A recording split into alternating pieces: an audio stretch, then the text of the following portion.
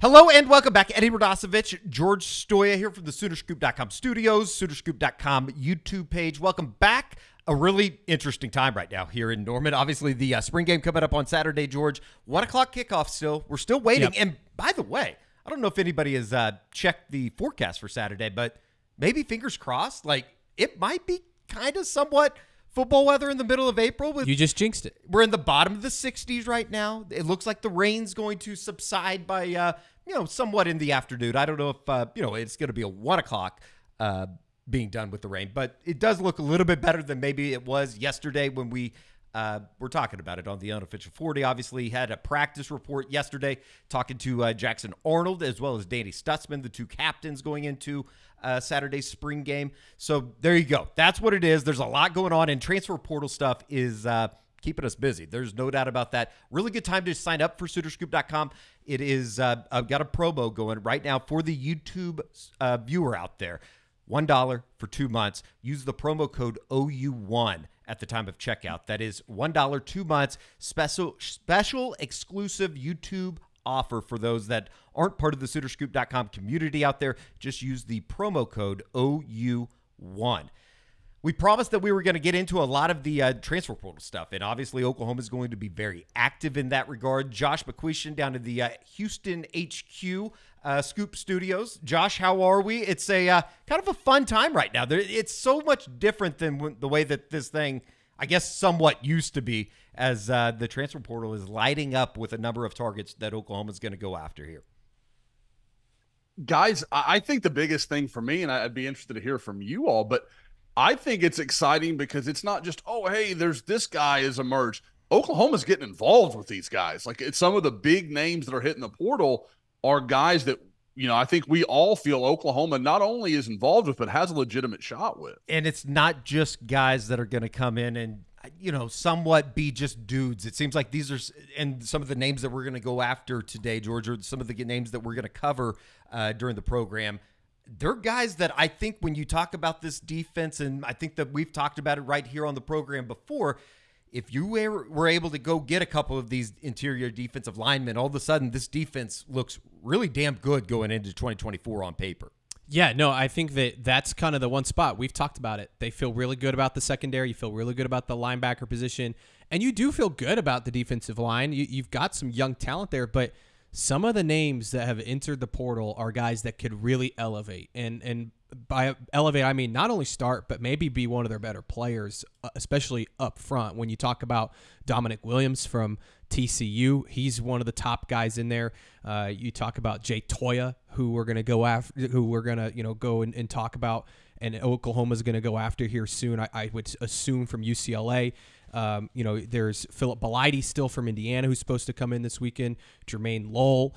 These are guys that could come in and be day one starters and big time contributors. Well, let's stick there because I think the one position, it's not the offensive line as much as people probably would want to know about. We'll get to Branson Hickman here in a second. He's visiting this weekend the SMU Center, but I don't think that there's any better way to start or no better player to start with than Dominic Williams, Texas Christian University, TCU. He enters the transfer portal on Wednesday, 6'2", over 300 pounds, started 15 games. It was a freshman All-American during his first season in Fort Worth, 27 tackles, 4.5 tackles for loss, a sack and a half. And then this season, he follows it up with a All-Big 12 selection, 33 tackles, 5 tackles for loss, 3 sacks. Simply put, one of the better defensive linemen in the portal right now. And he's coming to visit this weekend in Norman. Yeah, he is, I would say, probably number one on OU's list right now. If he's not number one, maybe Jay Toya, who literally just entered minutes ago. And he's somebody that I think OU's had their eye on really since January. There was some smoke that he might enter during the winter transfer portal. He ends up sticking it out through the spring and just entered a couple days ago. And the reason OU got the first visit, because he is expected to go on a couple more visits, is that he has a very strong relationship already with Todd Bates. He spent some time on the phone with him on Wednesday night, several hours, I was told, talking to Todd Bates, and they kind of hit it off. But also Seth Luttrell. Seth Luttrell has some family connections to Williams' family as well, some people close to Williams. They go back, and Seth Luttrell is actually the one that kind of made the original connection between the two and kind of got the schedule set up and connected Bates with him. So it feels like it's going to be an all hands on deck type of situation recruiting Williams. They feel like he's somebody that can come in and really help them, probably start at that nose guard spot with them alongside DJ Terry. And again, he's a guy, he's got 2 years left. I would think that he kind of views this as, hey, maybe he comes in and has one great year with Oklahoma and goes off to the NFL draft. Talking to some people close to him, his priorities are relationship development and culture, which fits OU. Now, NIL is going to play a factor. We all know that, and that's the big test this whole spring is, can OU pull it off NIL-wise? I get the sense they're sort of on the same page right now. Now, if Texas, who's very involved, he's looking to go on a visit to Texas, comes in and makes a crazy offer, or Missouri, who I would say is kind of a dark horse in this race for him, come in and make a big offer, maybe that changes things in terms of NIL. But he is certainly somebody that is atop of OU's board, and I think that right now OU is willing to do what it's going to take to maybe try and get him. Josh, when we're talking about, we've talked about Todd Bates and Miguel Chavis and the kind of the dynamic duo that they have been in terms of rebuilding an Oklahoma defensive line. Obviously, you look at the 24 class and what Oklahoma was able to do with David Stone, Jaden Jackson, those group of guys. It's interesting to see kind of what their role is going to be here moving forward. And of course, obviously this weekend with a bunch of these defensive linemen from the transfer portal visiting. Yeah, this is a new angle. This is not something we've seen Oklahoma have to do kind of writ large. This is, we've seen them laying the Jeffrey Johnson, some of these guys, Caden Woolard, that's kind of been where they have been. But from everything we're hearing and gathering, and George could speak on this even better than myself, but it very much sounds like Oklahoma is willing to be competitive. Like they are going to do what they can do. And, again, I don't want to say, it's, price is no object. We're not going to go crazy here. But there is no question that Oklahoma is willing. They realize how important these guys could be because, guys, we've talked about it over and over again. If Oklahoma could shore up that defensive tackle position, and if they can land almost any of the two of any of the guys we're going to talk about, that room changes dramatically and really quickly.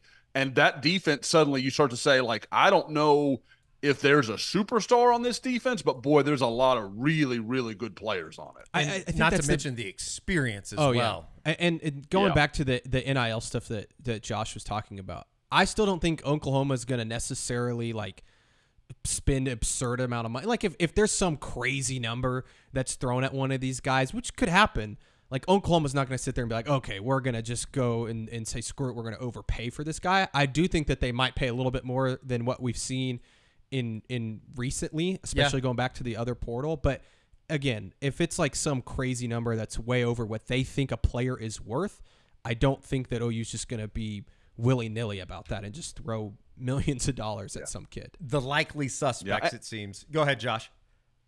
I was going to say, and I think it's interesting to note because almost all of these guys, and I mean, Williams has more eligibility than anybody else we're talking about, but all these guys are one-year guys. Like, we know it. So, it seems like maybe that's an avenue where Oklahoma can be more aggressive. Because nobody's going to be able to say, well, we're going to give you $2 million, but we're going to spread it out over 3 or 4 years. And Oklahoma, I'd say, well, we don't want to live with that sort of thing. It's 1 year, so they can be a little more aggressive, I think, than maybe they would be in other scenarios. Now, that's again, maybe I'm wrong on that, but that's just kind of my read of it a little bit. It's kind of the times of today, is it not? I mean, you're basically going and adding free agents. I think that, that's kind of become the obvious, but it is interesting when you talk about Williams and the relationship already with Oklahoma and, those affiliated with Williams and their, I guess, standing with Oklahoma or whatever you want to call it. It is, it seems like he comes to Norman this weekend in Oklahoma's kind of in the driver's seat because they're obviously getting that first visit. And I think it's so interesting. And Bob Prisbill has talked about this in terms of the basketball side of things. So oftentimes in recruiting, you want the final visit. In the NIL world, with some of these transfer guys getting that first visit and, maybe locking something down by the time he exits Norman at the end of the weekend. Is that an option, you think? It's going to be tough because I do think that he really wants to to check out Texas too. And I know a lot of fans are like, oh man, Texas is in this, and Texas is in on a lot of guys. Some of these guys that we're talking about, Texas also wants on the defensive line. They also need a lot of help up front. But from what I understand, Williams wants to make a decision pretty quickly. He's talking about going on this Oklahoma visit, maybe going on a midweek visit, and then maybe visiting probably Texas next weekend, and then making a decision. And so if he's making that quick of a decision, if he falls in love with Oklahoma this weekend and the money's right and all of that stuff that he wants checks the boxes, I mean, it wouldn't shock me. Sure. I do think he's going to try and go on that Texas visit and maybe one other school. But I do think that Oklahoma, you want to have the first visit, and it says something about the relationship. The relationship part is the thing that I think OU's going to have the biggest leg up in this recruitment. It's just a matter of, does that matter more than, say, somebody throwing a lot of money at him or somebody just really impressing him on another visit. So I do expect this recruitment to go pretty quickly, and I do think that works somewhat in Oklahoma's favor. I'd be super interested in, maybe this is a question for the players more so, just on the Oklahoma side of things. Does a Danny Stutzman, does a DJ Terry, some of these guys, what roles do they play when these guys get to campus, basically kind of instilling an idea that we're a couple players away from having a really damn good defense? That would be interesting. As far as USC goes, he is a Torrance, California native. Dominic Williams is. USC's name's been put out there a lot. What have you heard just in terms of his interest level in getting back to the Los Angeles area? I don't think that's something that's a priority to him. Interesting. Now, I think USC wants to get involved. I don't think they're going to be a big factor here. Now, when you talk about Jay Toya from UCLA, I think that they could play a factor in that recruitment. But in terms of Williams, I think it's OU, Texas, Missouri is in there. I think LSU, Oregon, and Colorado have all contacted him, and he's somewhat interested in some of those schools. But right now, from all indications, it's kind of an OU-Texas battle with Missouri and LSU, I think, lurking from the outside. And, of course, I mean, you talk about Missouri and the way they've recruited. I think that they're a serious threat. I think LSU's an interesting one because we talk about all these guys OU's interested in.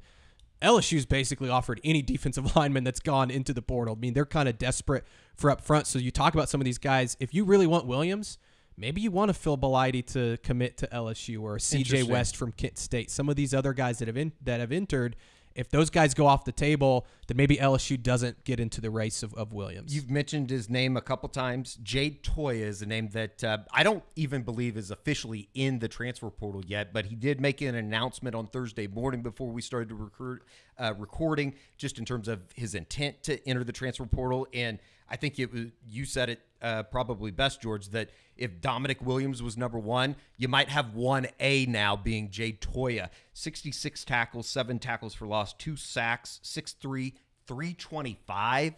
Yeah, that fits. There's a theme here with the weight and size, right? Sure. I mean, over 300 pounds. And a lot of these guys are not just over 300. They're like 20 pounds over 300. So I think that he definitely fits the mold. These are guys I'm watching on tape, guys. And for those kind of wondering, like, what's Josh doing? I'm sitting here looking at a little Jay Toya film here, just kind of looking at it. And these are beefcakes. I mean, these are all dudes that Oklahoma doesn't have many body types like this. This is what we know Oklahoma's trying to build to. Guys like Jaden Jackson. It's Jaden Jackson 2 or 3 years from now. Like that's kind of what you're talking about. And I mean, the thing about this is it's just, if Oklahoma can make this work, these are not just like, oh, good, experienced players like we've seen OU sign a couple of over the last, the first few years of the portal. These are guys that, fringy All-American type guys. This is these are all very good players. They're very similar in ways, and then that they, of course, have differences as well. But one of the things that I think is interesting, with Toya, is he's a guy that, again, that UCLA defense really rebuilt itself last year, really changed the kind of narrative about itself. And under Danton Lynn, who's now at USC, which feeds to what George is talking about with USC having a role there. But this is a guy that kind of knows what it takes to kind of push something over the line a little bit. I would say, too, with him, I haven't heard much from his end because he literally just got in. Sure. I'm hoping to connect with some folks that are closer to him or even talk to Jay at some point. But OU's very interested. I mean, he's like you said, he's toward the top of the list, and if you could get both him and Williams, that would be unbelievable. Grand slam, home run, no questions asked. If you could just get one of them, I think it would be a huge win as well, along with some of these other guys we're going to talk about. Specifically, Josh, when you talk about development, I would have to think that there's nobody better giving that pitch than somebody like a Todd Bates. Well, and that's the thing, guys. You look at, George is talking about Dominic Williams and kind of wanting to look at what that 1 year situation is going to be like, how they're going to help him prepare for the NFL. Guys, you look around. I mean, Missouri lost their big time defensive line coach. Now they lost him to LSU, so that's kind of an interesting thing. But Texas lost Bo Davis. Like I don't think there's any question that of some of these schools that we're talking about in this conversation, Todd Bates stacks up with any of them as far as this guy can get you ready for the NFL. He's done it before. There's lots of NFL draft picks in his background. So I think that's something that Oklahoma can lean hard on. And again, this is one of the things about the portal that, people can hate it, like it. These guys don't care about the pomp and the circumstance. They want to know, NIL numbers are a real thing. There's no question. But they also want to know, are you going to give me a chance to play in the NFL? They don't care about, you got fancy cars to check out or anything like that. This is, in a lot of ways, this should suit Oklahoma very well because they want guys that are very business-oriented. How much do you think that for any of these guys that are coming in through the transfer portal, how much do you think it helps that Oklahoma is able to fall back on it? And I don't even know how much it is brought up in the transfer portal process. I know it comes up in the recruiting that, oh, by the way, you're coming to play in the Southeastern Conference as well. It's got to be huge. I mean, because you look at it, Dominic Williams, from what George is talking about, that's 4 SEC schools. Yeah. Like, there's not anybody else that seems to really be part of the equation. And these guys all know. I mean, that's where the best football is going to be played. And with Jay Toya, and again, there's other reasons for him to leave UCLA, I understand. But that's a Big Ten school. Clearly that's not I get a chance to play in the Big Ten. But so I think there's a lot to that, guys. And we all know that these guys believe, and I think rightfully, the best football is played in the SEC, especially along the line of scrimmage. So you go there, you prove yourself at this level, there's no reason for you not to be a highly regarded draft pick. It would seem that there's a lot of boxes that Oklahoma's checking in terms of SEC, like we just discussed. Obviously, they're going to be a player with some of these guys in, just in terms of meeting their demands. I know that sounds bad, but it is what it is.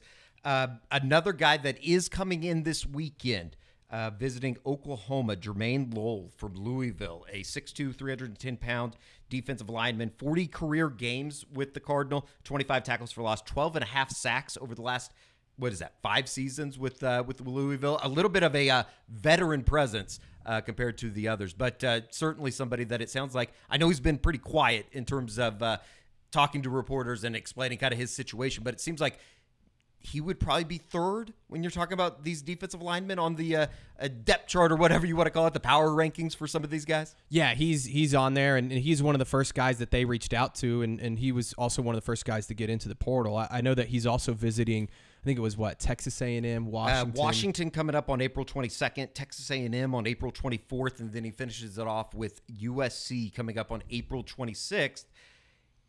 Any concern about the injury situation?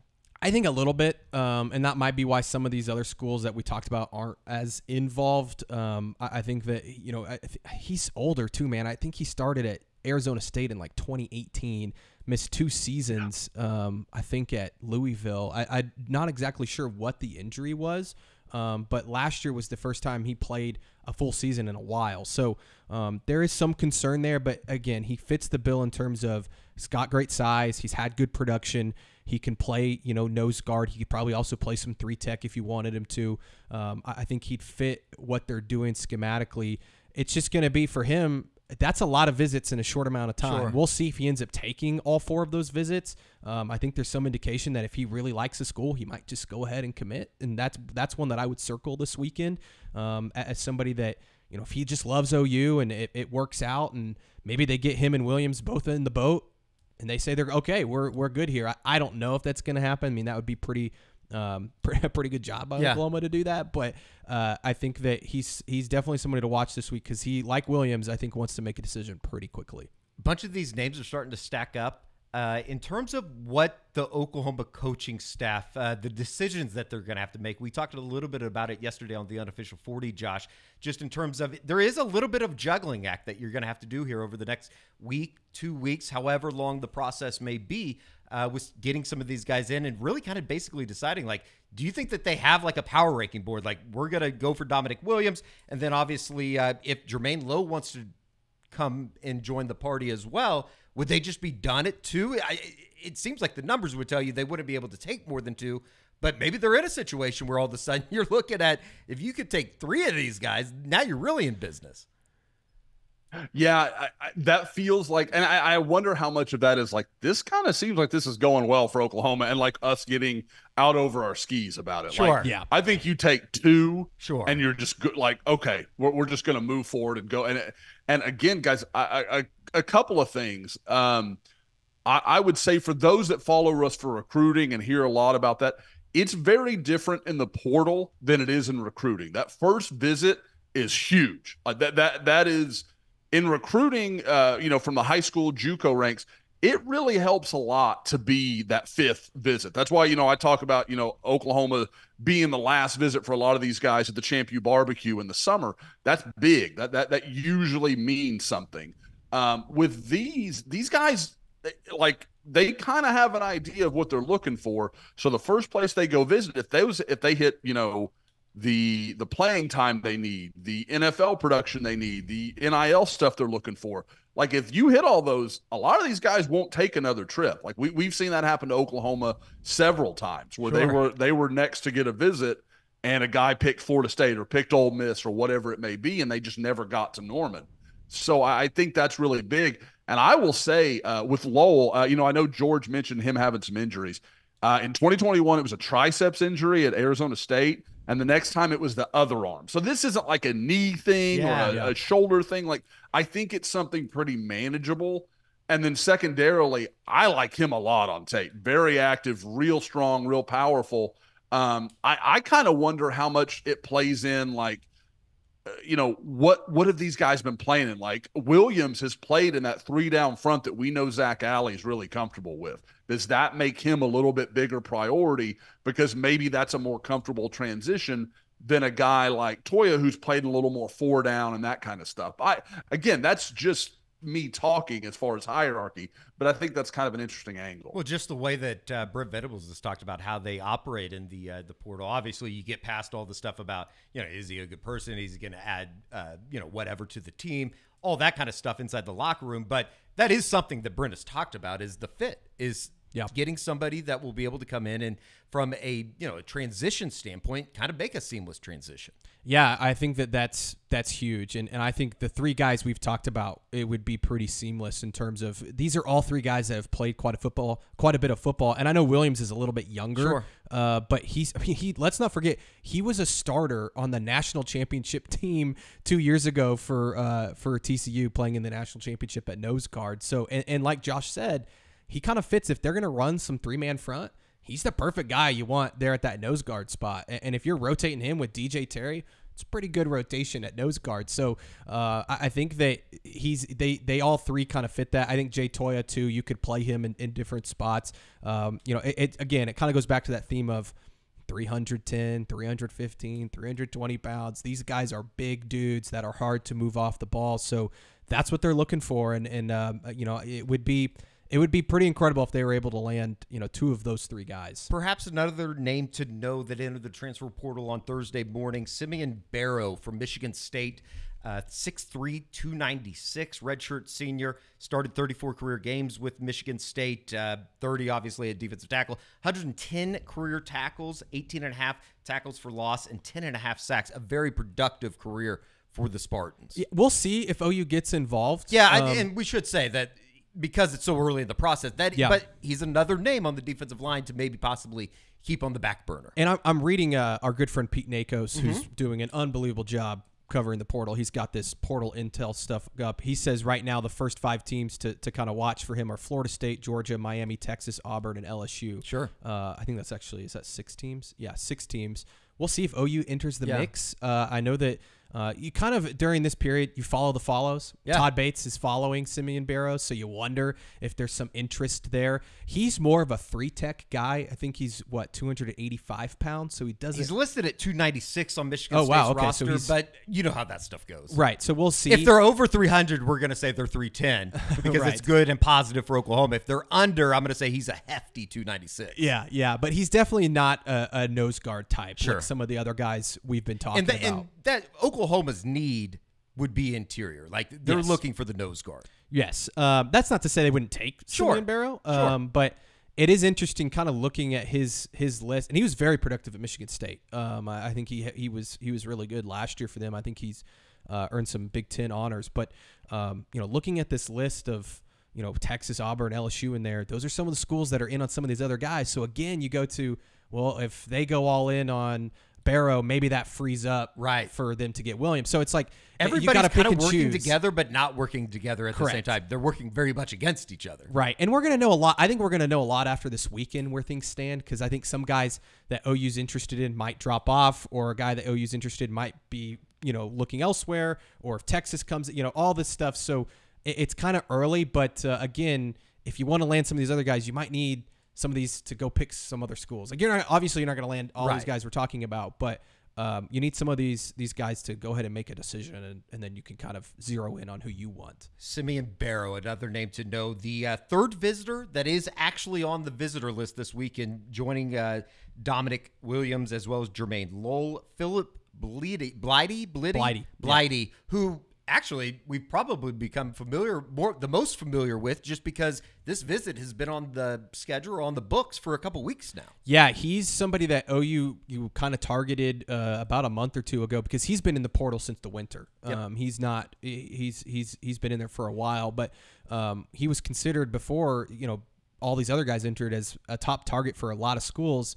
I wouldn't say that's the case anymore. I'm not saying Oklahoma wouldn't take him, but it's clear that their priorities are a little bit elsewhere. He's also, not as big of a guy. I think he's listed at 6'3", 295. Yep. So I know that he's visited at a lot of schools. LSU, Auburn, and Washington so far, with a decision in, I think, early May is what he told you. Yeah, and I saw earlier too, again, our friend Pete Nakos reporting that Missouri has come on late, and you wonder if he ends up visiting Missouri. I was told OU is going to be his last visit.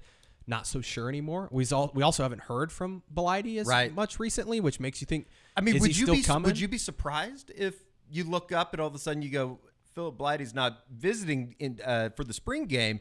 That would obviously, I think, be maybe a mutual decision. Would that be maybe putting it too much? I don't know if to go that far just yet, but it would not surprise me if for some reason Blighty didn't make it to Oklahoma this weekend. As far as I know right now, he still intends to. Right. And I think Oklahoma, like I said, if you could still get him plus another guy, you'd still really like that class in the portal. But there's definitely a pecking order. And I would say in terms of this weekend, he would be third among Williams and Lowell.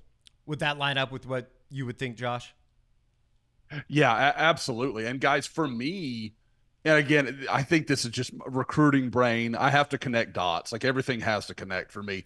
I think if you got in that scenario where all of a sudden Blighty wasn't there, I think that would say a lot about maybe where Oklahoma feels they are with some other guys. Like I think that would very much be a Oklahoma decision rather than Blighty himself. Like that would just be my read on it. But yeah, again, like it's a quality player. It's not like, a lot of experience, played in major conferences, both at Tech and Indiana.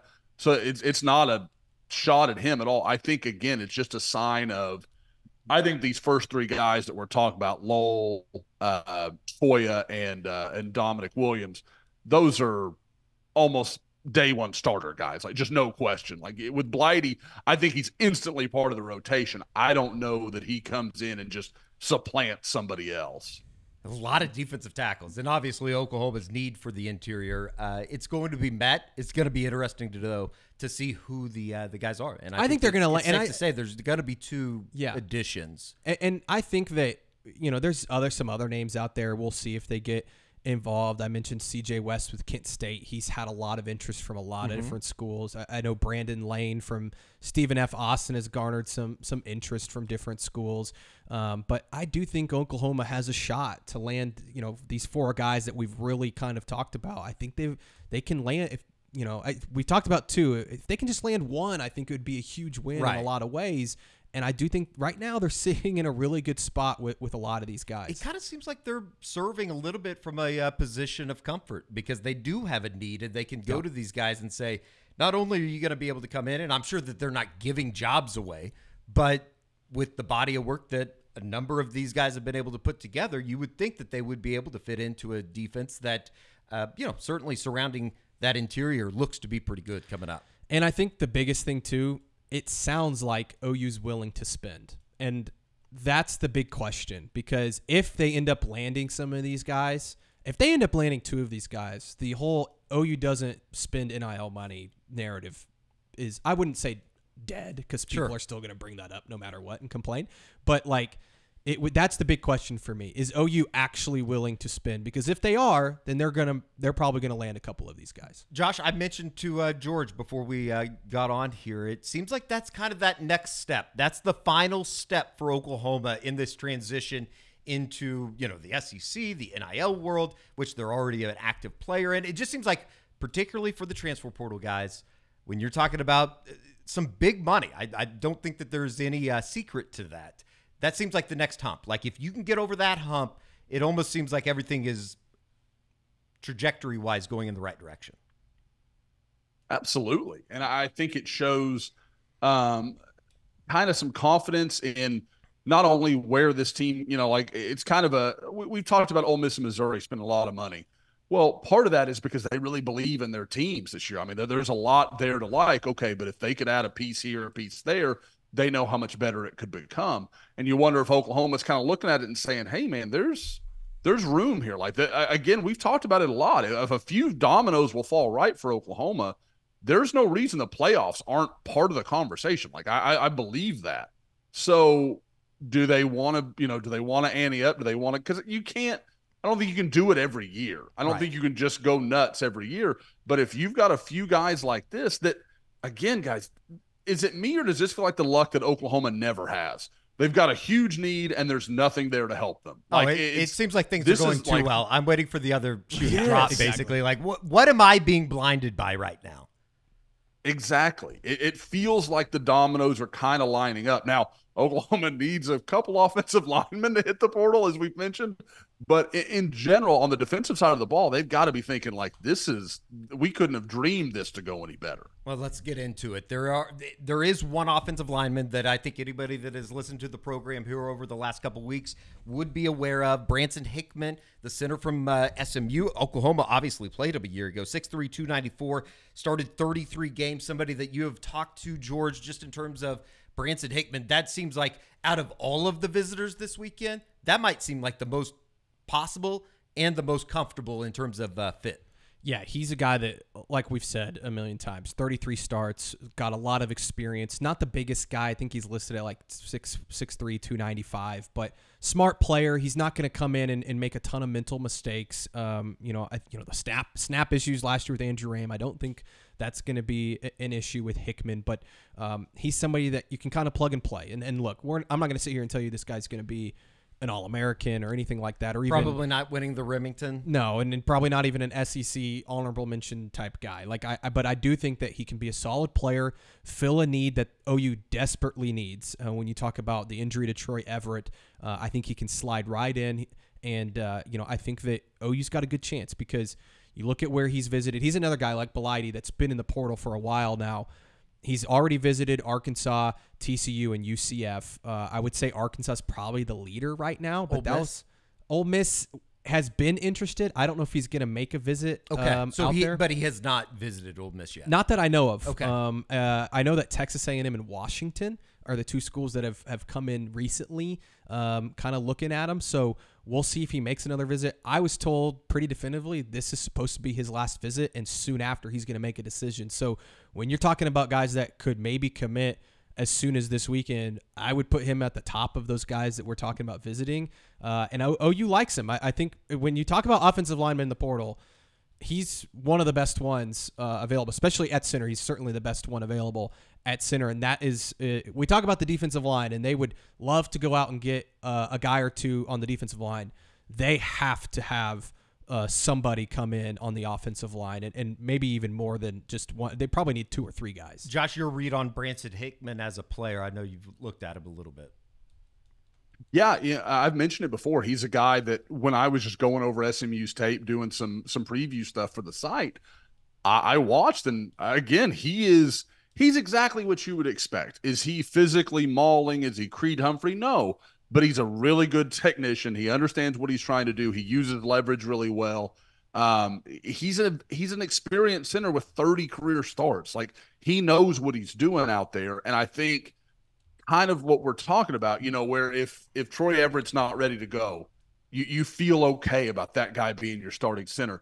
And it gives Josh Bates another year of development to kind of do, or figure out whoever it's going to be, whether Josh Iasosa kind of comes along and becomes a guy at center. Like, it just gives you a little bit of flexibility for 2024 where you're not saying, we're going to run them out there on Saturday, but we don't know what we've got. I think you have a very clear, solid, is he a home run? No. But, you can win a lot of games, hitting doubles. Like, and that's kind of what he is to me. Very solid, not going to put you in a bad spot. And it's just a good, steady player. Is it purely coincidence that it seems like there are a plethora of defensive tackles and offensive line's just been a really quiet position here during these first couple days of the spring portal? Well, I think part of it too, Eddie, is you look at some of the better offensive linemen that have entered are SEC schools. Yeah. And so you can't get involved with those guys. Well, I mean, you can, but they can't play next year because of the SEC transfer rule. So I think that's part of the issue. I'm not exactly sure. Maybe some of these guys, I know some Big Ten schools still have spring practices running through next week. Maybe you see some more entries next week, but there just haven't been a ton of super talented guys. I know there was the offensive tackle from Arizona entered. I don't think there's a ton of interest there. The Minnesota kid that's from Oklahoma, Cade McConnell. Yeah, I mean, he's somebody that maybe you offer a preferred walk-on spot to. I don't really know what his situation is, but there just haven't been a ton of guys. I don't exactly know the reason why.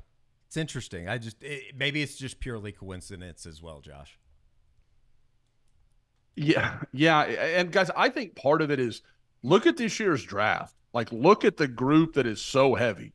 There's tackles and tackles and tackles. Well, when that happens, that just means there's a vacuum in college football where all these schools are like, no, we're locking up our guys. We're making sure, and that's, why we talked about some of the guys that we did in the winter portal as much as we did, because there were a few guys there, and those were rare commodities. You just don't find them very often.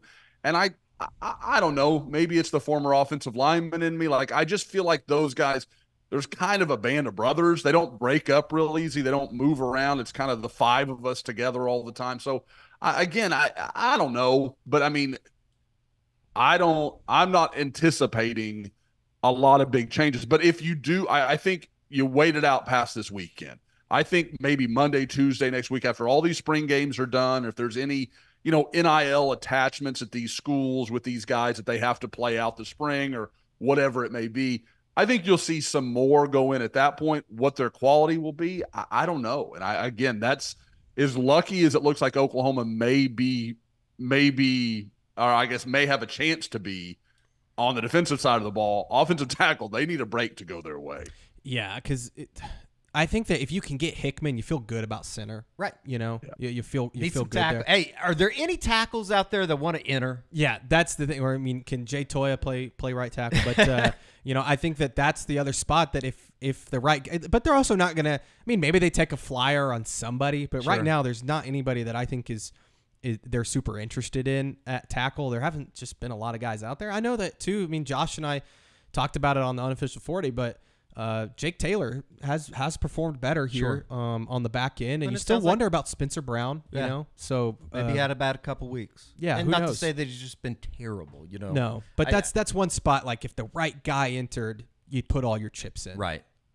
It is also kind of interesting that we've gone through some defensive linemen. Obviously, we've gone through the offensive line situation.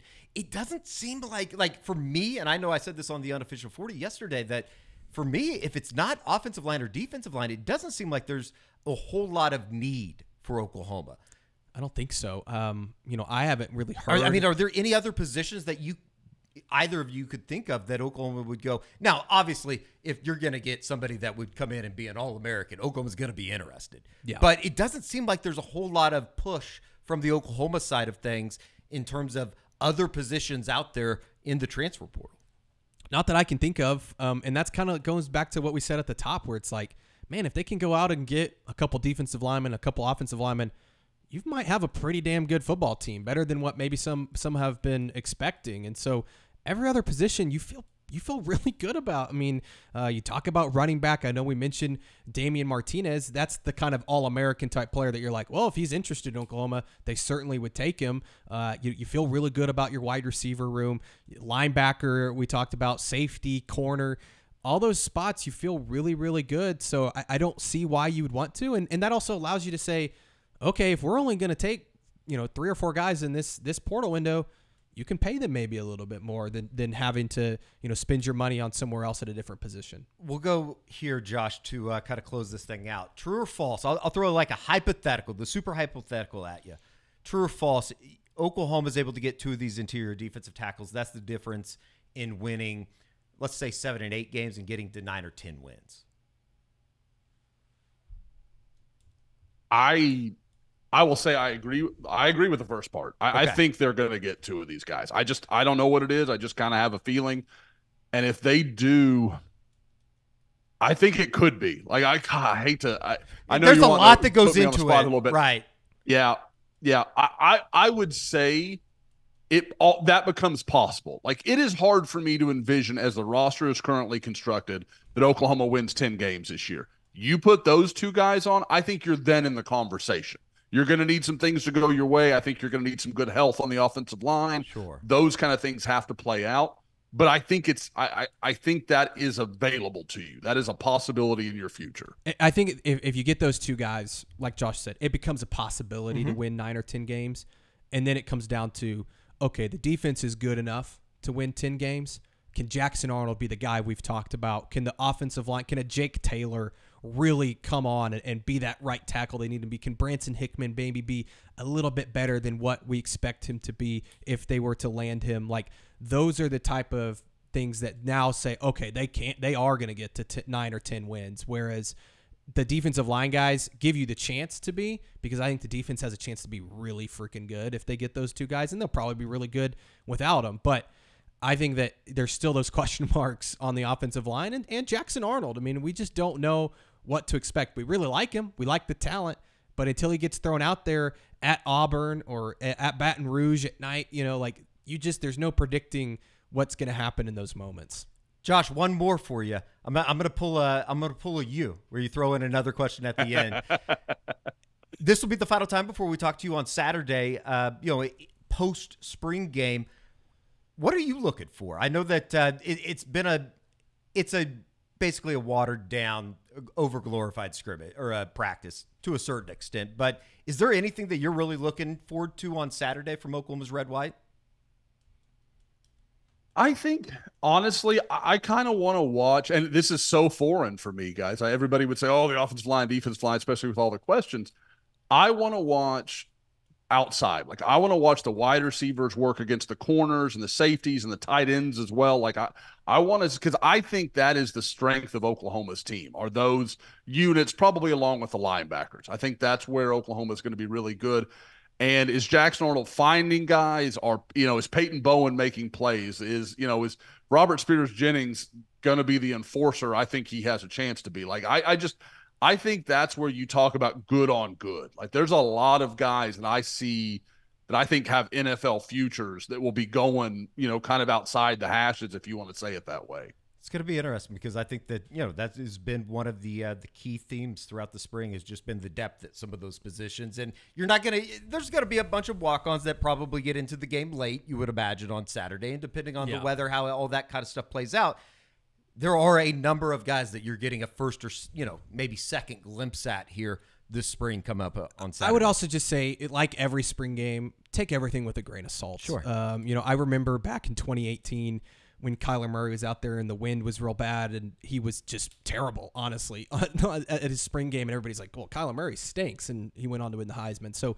and some guys are going to stand out. You always have the walk-on running back. Oh, yeah. It seems like every year that's just like amazing. So Chapman McCown's probably going to go out there and rush for 200 yards and 2 touchdowns, and people are going to convince themselves he's going to. Well, it's how you want to look at Chapman it. McCown. It's how you want to look at it. Is he going to be the next great Heisman winner at Oklahoma, or the flip side of it? Well, this defense sucks. Right, and I think that you have to understand too. The coaches are going to script this thing the way they want it to, and know that they're going to mix it up. And Danny Stutzman might be playing out there with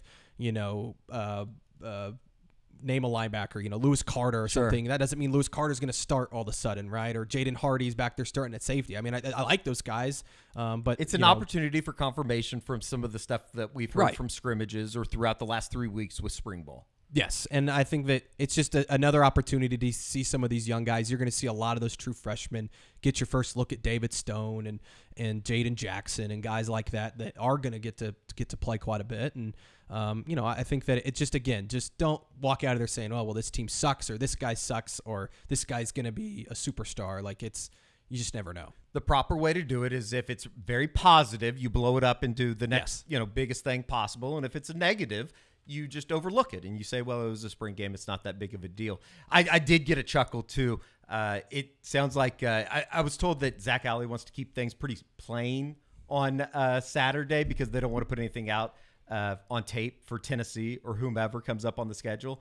And that's just the most, I don't know, like college football thing of all time that you don't want to show something for a game that's in 5 months. Right. So fun. All right. Very good. Josh, we appreciate it. We will look forward to the spring game. Obviously, we'll be right back here on the SoonerScoop.com YouTube page with instant reaction after the game. George and I will. And, look for the, I think we're going to do an Eskridge Lexus post-game podcast, all that kind of stuff, and plenty more coverage here over the course of, the 72 hours leading up to kickoff on Saturday, including if there's any type of game change or anything like that. Don't think that there's going to be right now, but we'll see. Yeah. Jinx. Wow, jinx. Also, thunder up. No, you literally can't talk anymore. Well, and honestly, you shouldn't probably be talking very much anyways. Go Thunder. Big game coming up on Sunday. I got the T-shirt on. Very nice. We think that's going to be the shirt that they put on the I don't know. the they were handing them out for free over at the Myriad Gardens. Very good. So, not so much for your Rockets, Josh. Not for my sir. I almost wore my opening night Thunder, like the first game That'd ever. awesome. I still have that shirt. I love that. So yeah. Well, at least you have basketball to watch. The Astros, they're struggling right now. It's not good. Not good at all. All right, for George, for Josh, I'm Eddie. We'll see you right back here next time.